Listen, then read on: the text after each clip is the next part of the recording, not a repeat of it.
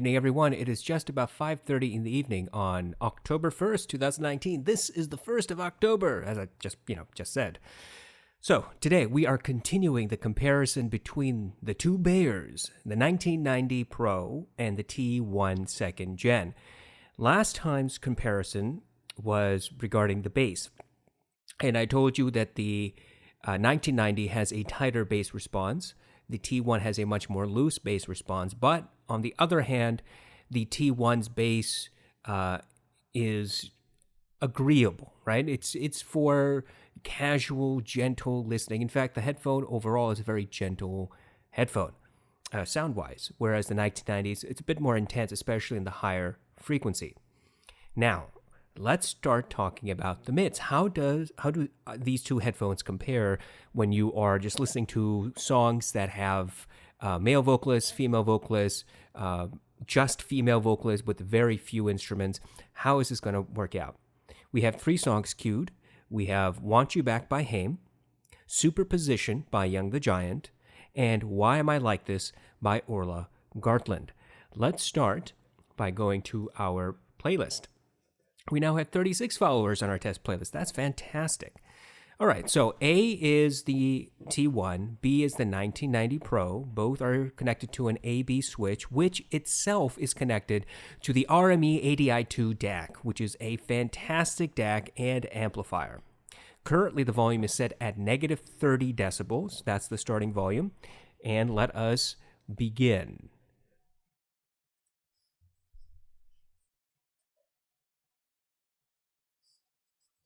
No sibilance at all on the T1. I'm going to increase the volume. I'm now at negative 20. And negative 20 is a very loud, it's comfortably loud for this song. The soundstage seems to be very nice. It seems really wide. And in fact, it sounds almost like the backup vocalists are right behind me because of the way that the sound is presented. It's right behind my ear on the back of my head instead of just left and right directly inside my eardrum. Or ear canal. Excellent separation of vocalists. I can hear the primary. I can hear the 2 backup vocalists. Although right now it's a little difficult to hear the two backup vocalist tonalities as different. They sound very similar to each other. The primary vocalist and the backup vocalists, however, those two, the primary and the 2 backup, they do have different tonalities. But the 2 backup vocalists, their voices are blended a little too much, not enough separation to say there's a hard line separation between the two. The bass does not seem to be interfering with the mids, although the vocal isn't particularly up front, meaning it is 1 or 2 steps ahead of the instruments in the presentation, but it should be a little bit more. The vocal should be standing out a little bit more. Right now, when the 2 backup vocalists come in and they're singing right around this portion of the song, 1 minute 30 seconds, I can actually hear the differences in their voices, but they're a little bit more muted. They're playing just a little bit too much, just tiny bit. And that's part of the reason is because that bass bumps into them a little bit, and that hard line separation disappears. It's a very precise line that you're looking for, and their tonalities tend to just kind of bump up against the bass and start to meld a little bit. Very soft, soothing, no peakiness, no harshness at all, no graininess. So let's stop and let's go back to about 5 seconds of the song. So around 5 seconds, the primary vocalist is singing and she says the word we, and she drags out the letter W. It sounds very grainy. It's very, crunchy sound, and it's a micro detail. I want to know how the T1s present that micro detail. Right now we're at negative 20 decibels. I'm going to increase to negative 18 decibels so I can listen for that micro detail. Here we go.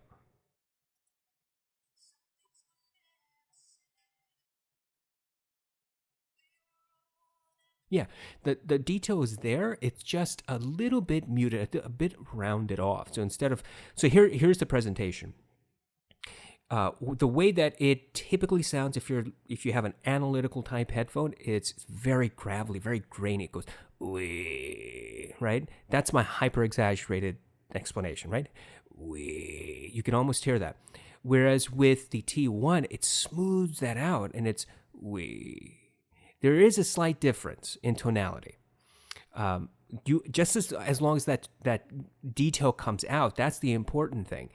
The fact that it's a little bit more rounded, a little bit more pleasant to listen to on the T1, because it's not an analytical type headphone, that's a cherry on the top, if that's the type of tonality you're looking for. The other thing I want to point out is that the primary vocalist can get very, very sibilant, especially in the beginning of the song. And the T1 rolls off that treble very, very quickly. It rolls off the higher frequency so that her voice does not become sibilant. You can hear that had the tuning been slightly different on these headphones, that sibilance would absolutely be present. But even at negative 18 decibels, which is very loud for this song, I don't hear that. There's no sibilance at all. So let's go back down to negative 30 decibels, and we are going to switch to the T1, the 1990.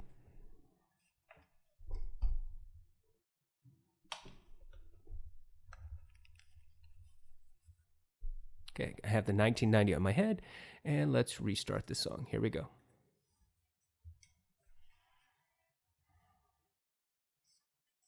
It's already beginning to get sibilant at negative 30 decibels. I'm going to increase the volume. We are now at negative 20. The separation of the two vocalists is much better on the 1990. Now recall, the T1 at this portion of the song, I said the two backup vocalist tonalities meld a little too much. And not so with the 1990. Clearly hear the differences between their tonalities.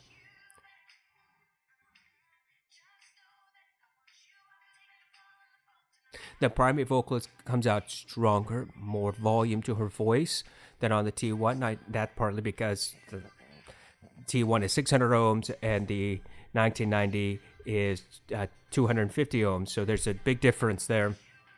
I'm going to try to volume match. Negative 24 decibels. This seems to be about the volume I was listening to the T1 on. The hardline separation is much better on the 1990 than on the T1. The bass doesn't seem to be brushing up against the vocals. Clear, but the sound stage is not as wide as on the T1. Whereas I said, sounds like the backup vocalists are right behind me and singing from behind me. The 1990 presented more left and right, like they're on either side, shoulder to shoulder with me, and it goes directly into my ear canal. So there's still real so-called holographic presentation of the music. It's more, typical presentation of a typical headphone where it's directly into ears, and the position of singers is not so clearly defined as it was on the T1. Let's go back to about 5 seconds again. Look for that that gravelly voice when she says "we." Here we go.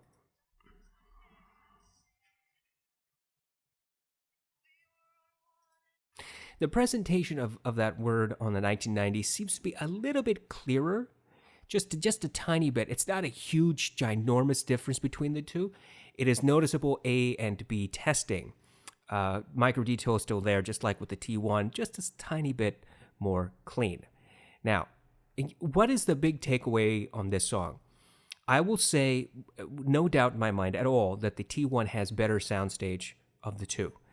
It sounds wider, as if you are standing outside instead of your bedroom and listening on your bookshelf speakers, which is the way that the 1990 tends to present it.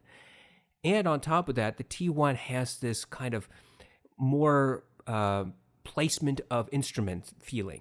In other words, it's not just everything is coming in the left ear or the right ear. It's left and a little bit back, or left and a little bit forward. Same thing with the right, a little bit back or a little bit forward. I wouldn't say the T1 has verticality, as if the song or the sound is coming on top of your head or pointing downwards. That's not the presentation I'm getting, at least not on this song. What I am getting is different placement of vocalists, which the 1990 could not do. And so now you're kind of stuck with these two different properties of these headphones, right? You've got the 1990, which is a little bit clearer, for sure, and the bass is much more tight, so it's not rubbing up against the mids, and the mids come out a bit more pronounced. More hardline separation in the tonalities.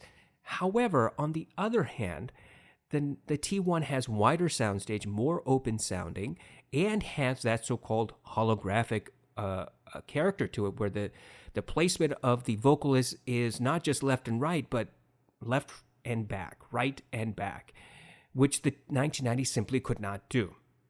So that's that's a give and take situation. You may really like everything you hear about the 1990 up until you hear, oh, the soundstage is average. Oh, it's just left and right. There's no real position. Right. That is the giveaway. That is the takeaway. Could Beyerdynamic create a headphone that melds the two? Absolutely they could. They instead went this route. All right, let's switch back to the T1.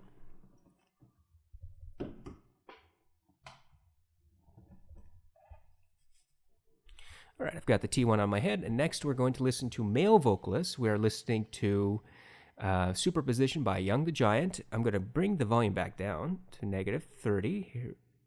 Okay.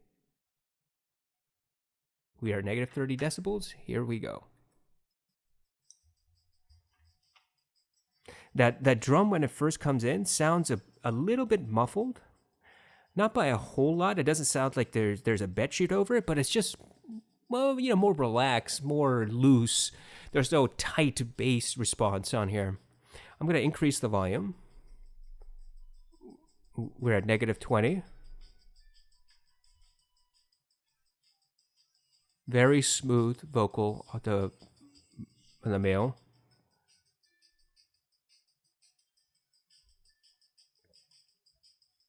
No sibilants, no harshness at all. And I can say that not only does it sound left and right, but a little bit around my ears as well. It just sounds more open. I wouldn't say it's airy. There's a difference. Airy imparts a bit more energy in the treble region. This is not that. It just sounds like it's around my ears instead of directly into my ears, and I like that feeling. Now you have the backup vocalists, but they're melding a little bit too much because that bass bumps up against them a little bit, but it's very, very smooth. Let's increase the volume to -16. This is a very comfortable listening volume. You could hear that bass guitar in the background, but it's not interfering with anything, I would say. It's just kind of muted playing. There are some headphones that take that bass guitar, that bass frequency, and then just elevate it, and it destroys the mids. This headphone does not. The mids come out very clean, undistorted. In fact, I have to be quiet and listen very carefully to find that bass guitar when the vocalists are singing.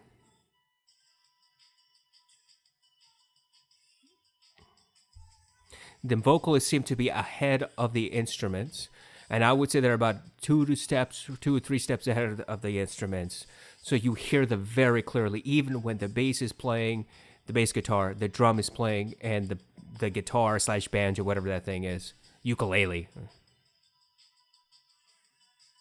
Incredibly relaxing and smooth presentation. It's just, it's an experience to have.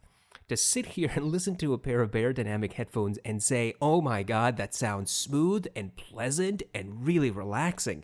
Not something Beyer is typically known for.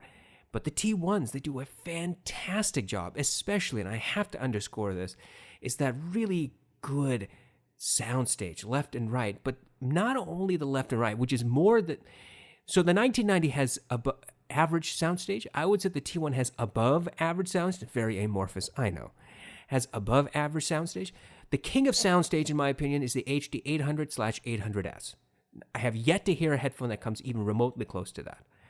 The T1 is so I'll give you an example where the 800S would be like you are in the middle of Golden Gate Park or Central Park in New York. and you have all this expansive area, and you've got the world's best loudspeakers playing clearly undistorted, that would give you the impression of an 800 or 800S, right? Then you talk about the T1. Now, the T1 is more like your community park. You go out there, it's really wide. You know, you're just wide enough. You've got a whole baseball field or whatever. You stand there, and you've got really good loudspeakers. Not the world's best, but they're really, really damn good. And that's the presentation that the T1 kind of gives you. Then you'd go to the 1990. In the 1990, you're not outside. You are in a large room. You're in a living room, and you've got really excellent bookshelf speakers that you're listening to. That's the presentation of the 1990. So giving you a little bit of definition here. The presentation of the T1, hands down, has been, and I think will continue to be, very, very good soundstage. And on top of that, that so-called holographic appeal. It sounds like the music is encapsulating your ear, the entire ear. And until you hear it, until you sit there and you actually hear it, you will not know how incapable all other headphones are, right? I mean, all other the typical headphones are. Beats, Sonys, some audezes, most audezes, Monolith. You can rattle off all sorts of brands, and if you've heard them and you hear the T1, you'll go, oh my God, this sounds amazing. This sounds so different. That's because it's the T1, and it encapsulates your ears. Let's switch to the 1990.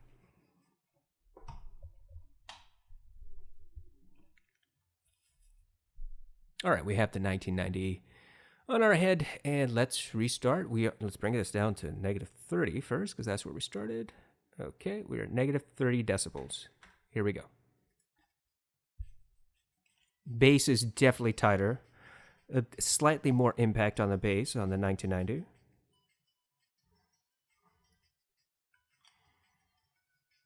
The bass guitar comes out a little bit clearer, so it's perfectly audible. It's not interfering with anything. Whereas with the T1, it was a little bit harder to hear. I'm going to increase the volume to negative 20. And at negative 20, this is as loud as I would probably listen to this song on the 1990. I can hear the music, but I can barely hear myself speaking. You can feel that treble energy with the male vocalist, but it's still not sibilant yet. Right here in any universe, what do you say? You could hear that pitch hitting that treble register, and there's so much energy present there that if you keep cranking up the volume, 1990 will definitely get it to a sibilant. Whereas on the T1, you could have cranked it up and it just wouldn't get there.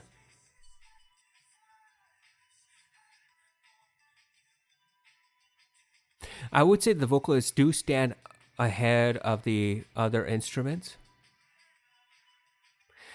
Probably about the same distance as the T1. I would say that the difference is minute, if any. I said on the T1 it's about 2 or 3 steps ahead of the instruments, and the 1990 tends to have the same presentation of the vocals on this song.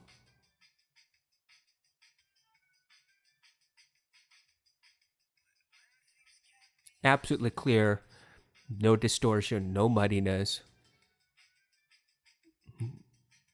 That bass guitar is clearly audible, even with the vocalist singing. It's not overpowering at all. Whereas on the T1, I had to kind of be quiet and listen for it very carefully. And the 1990, perfectly audible without concentrating on it.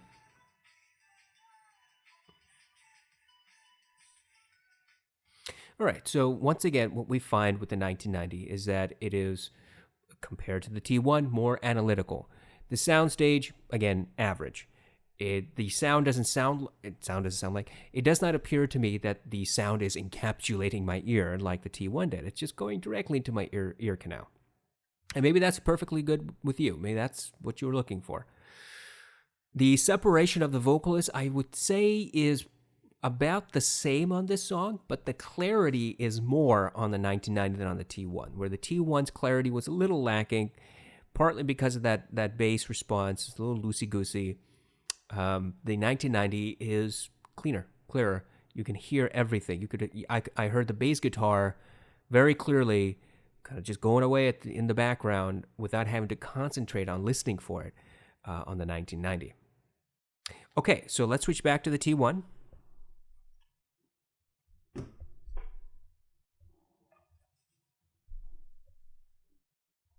Okay, we've got the T1 back on our head, and we are going to the next song, which is Why Am I Like This by Orla Gartland. Now, Orla Gartland has an amazing voice that can get sibilant and has a tremendous amount of this just great detail in her voice, because she starts off with an acoustic guitar and just her singing, and then the drum comes in, then you have a few more instruments, but it's a fairly simple mix. There's no electronic mumbo-jumbo going on here. And the reason we like this song is because it gives us an opportunity to just listen to very simple vocals. Very simple. We could do a cappella. We could do, just somebody talking into a microphone, like me, somebody talking into a microphone. No. We want to do simple song. So let's start here. Let me bring down the volume to -30 again. Okay, -30. Here we go. I have the T1 on my head. That acoustic guitar is incredibly smooth, soft. There's no harshness behind that guitar at all. I'm going to increase the volume to -20.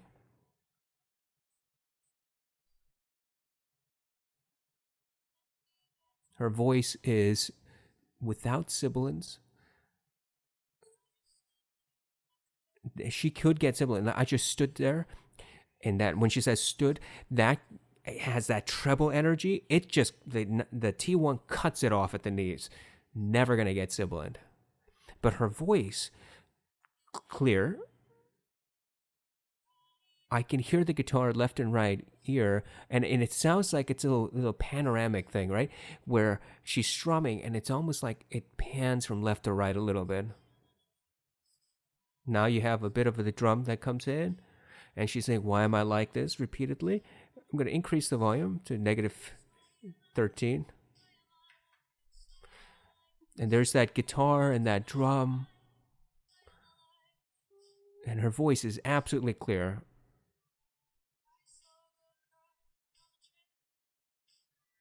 There's that drum beat, and it sounds a little muffled, just a tiny bit, but it gives you that heartbeat type of sensation. When it goes dun, dun, dun, dun, that's the way it's going. Dun, dun, dun, dun. It sounds like a heartbeat.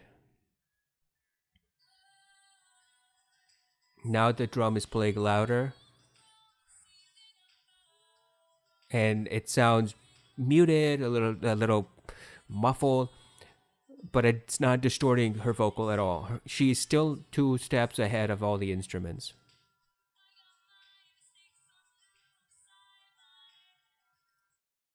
So overall, on this song, I would say that the biggest thing that T1 does is it really just controls the sibilance in her voice. She can get real sibilant real fast.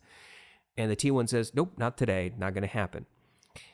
She's definitely ahead of all the instruments. The guitar, the drum, everything just kind of, they both sound a bit muffled, in my opinion. They don't have the naturalness of a guitar frequency. Naturalness meaning the way that you strum the guitar, right? You're strumming the guitar, and you can hear it. You can hear the fingers as they dance around and on top of the guitar strings. You can hear that, and the T1 reproduces it, but it doesn't reproduce it with a lot of detail. It just sounds a bit muted. Okay, and when you start strumming an acoustic guitar, what happens is you're moving it on your lap, right? You've got it in your lap, you're strumming, you move it. Every time that your hand bumps up against the string or the actual body of the guitar, you hear a little bit of reverberation. You hear a little bit of that thumping sound, which is, it's the wood. And it's hollow. And so you hear it, and that's part of the character of an acoustic guitar. It just sounds so fantastic. Well, you hear it on the T1. It's just not emphasized. It sounds a little bit muffled, a little bit muted. That doesn't take away from the pleasant nature of the song or her voice. It's just a detail that doesn't really come across all that well on the T1. Let's switch to the 1990.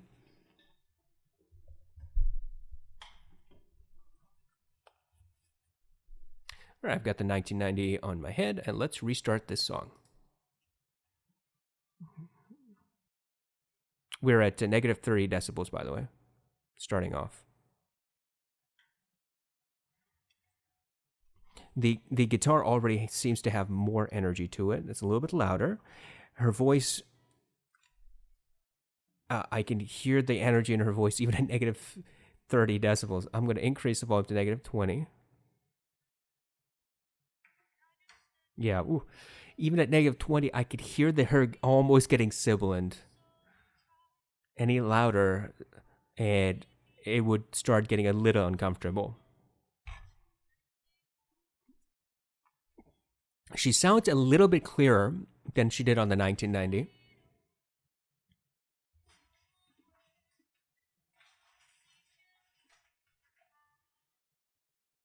And now she's going to start singing with the drum coming in.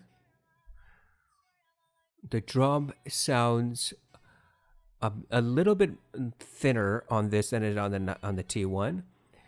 So she sounds a bit more ahead of the instrument than she did on the T1, just a step, if that.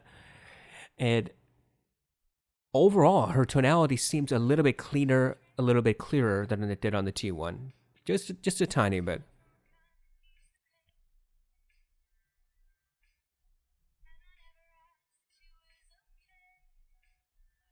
I would say that her voice on the 1990 has a bit more harshness to it than on the T1.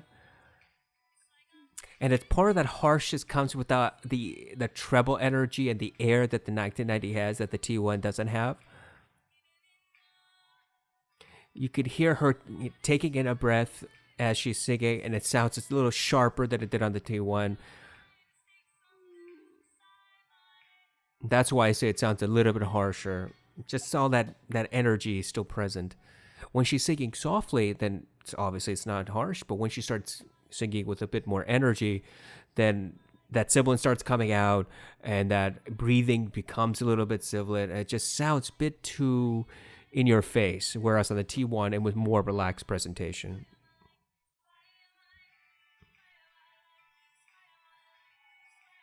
Good separation of instruments, though. Her voice is clearly different from the other instruments. The instruments don't seem to be interfering at all with her voice. No distortion. She's definitely ahead of all the mix right now. Okay. So on this song, the 1990 again presents the song a little cleaner, more definition behind it, more clarity. The guitar, the guitar does come out clearer. You can hear the plucking of the strings a bit clearer. You can hear the fingers working on the strings themselves. The sound that makes a bit clearer. And part of the reason is just, that the 1990 has more energy, has more air in the presentation. And that separation allows for those details to come out. Now, that doesn't mean that the 1990 is the detail king. It's not. By any stretch of the imagination, the 1990 does not produce the best detail. It produces average detail. But we're comparing the 1990 to the T1. And in this comparison, the 1990 has more clarity, more separation, more hardline separation of tonalities. Is it a night and day difference? For the most part, no. It's not a night and day difference. But if you do an A and B, you can find that difference. All right, so let's talk about conclusions. What do I think of the 1990 and the T1 for vocals? The difference of the vocals is not all that significant. There are indeed differences, but they're differences of tonality. They're not as... It's not like you have your Beats headphones and you put on your 800S and you go, oh my God, I had no idea this was music, right? That's not the type of difference I'm talking about. I'm talking about more of a minute difference, more of a nuanced difference. And you might only be able to tell if you do an A and B test. If you have a really cheap pair of headphones, if you have, or even Beats, which are not cheap, if you have a pair of headphones that emphasizes the bass and does not really give you detail retrieval, and you put on the 1990, you're going to go, wow, that's a lot of detail. I can understand that, absolutely. But between the T1 and the 1990, I would say that they're fairly close. They're fairly close. The reason that the 1990 sounds clearer is because the bass is a bit more anemic on the 1990 than it is on the T1. It's less emphasized than it is on the T1. There's more energy in the treble region on the 1990 than there is on the T1. The 1990 is more easily powered. It's 250 ohms versus 600 ohms on the T1. So there are a lot of factors that go into why there is a different tonality, right? But the biggest difference for me, it's not the tonality. The biggest difference for me is the soundstage and that so-called holographic presentation that the T1 absolutely provides and the 1990 doesn't. There is no nuance behind that. One does, the other doesn't. So which one do you get? Now, I wish that Beyerdynamic had created a soft headphone like the T1 with its soundstage and holographic presentation, and on the same level had created a headphone that also had a bit more definition, just a bit more clarity. Had that been the case, I would say that Beyerdynamic has finally done it. They've done something that they have tried to do for years. Create a headphone that has the detail yet is easy to listen to. And unfortunately, they haven't. The T1 does a fantastic job as an easy listening, relaxing, smooth, unsibilant, just gentle headphone. Not to the same degree as the audeze, but you know what? It sounds really good. It's also a lot cheaper. On the other hand, you have the 1990, which does stuff good. It presents the vocals very clean, very clear, just not $600 clean and clear. Okay? Let me just get that out of the way. The Beyerdynamic 1990 is simply not a headphone worth $600. It's worth $400. I think that's as much as I would recommend anybody pay for the 1990. I hope that this has been of some help. I hope that anybody who's been considering these two headphones has a bit more information upon which to base their eventual decision. If you are a regular viewer of my channel, if you like this content, then I would ask that maybe you would consider donating to me once a month, every month on Patreon. I currently have 6 very giving, wonderful, fantastic patrons who support me, support this channel, and I'm hoping that you might join their ranks and choose to give me just a couple of bucks a month. Every little bit counts because I end up saving my own money and buying things and then giving you my honest, unfiltered opinion about it. Unfiltered and unbiased, because that's just the shtick of this channel. If you are a regular viewer but you haven't subscribed, hey, think about subscribing. I love getting a notification every day that I have one new subscriber. And currently, we are at 485 subscribers. All right, we're getting real close, 15 away from the 500 mark. Finally, if you have a request for me to do a review of something based upon one of my equipment lists, what's on my equipment list, let me know. Use the review request form in the link below in the description, and I will get to it as soon as I possibly can. I hope all of you have a wonderful, pleasant, amazing rest of your day and a fantastic end to your week. Take care.